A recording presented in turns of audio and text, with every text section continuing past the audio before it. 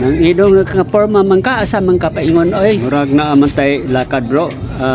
Kay balo ba ka nga naigubot dito sa palengke? Palengke. Oo, para makapagmaritista. Sige. Para makakuha na ko. Amping-amping lang mang idong. Dali na kayo. Kailan mo na niya? Oh, na. Dali raman di ay. Na, unsa may chika-chika dito mang idong.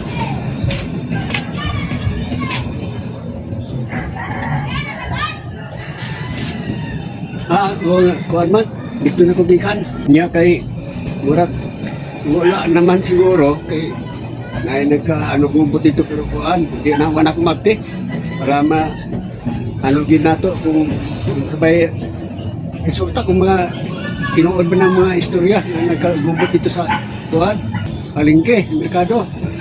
Karon uli na ako na ay gagubot sa niya to ko. Kuan man. Nagubot man itong mga sinuli dito, nagubot dito sa tinuring. Huli ko ay, nagubot. Kailangan ko na niya, siguro. Murag na mayungan man ako dyan sa akuan. Mga social media karon, ako man ang siyang kausa.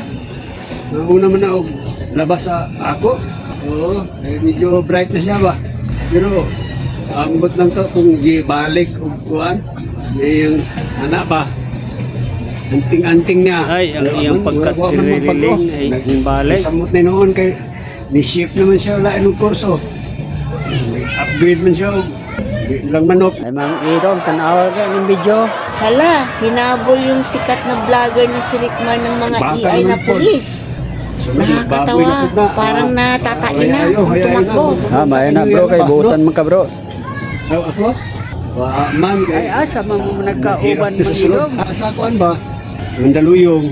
Susunod. Oo nga. Lugar kung hindi ko nakuha no eh. Bang sabi nila, Stay mabait in yan dito. si Rickmar. Halos mag 20 katuig. Oo, noon na siya sa ako. Ewan ko na siya magbago. Okay, maggawas na ako. At ritso-ritso. Huwag ko magbalik sa bisyo.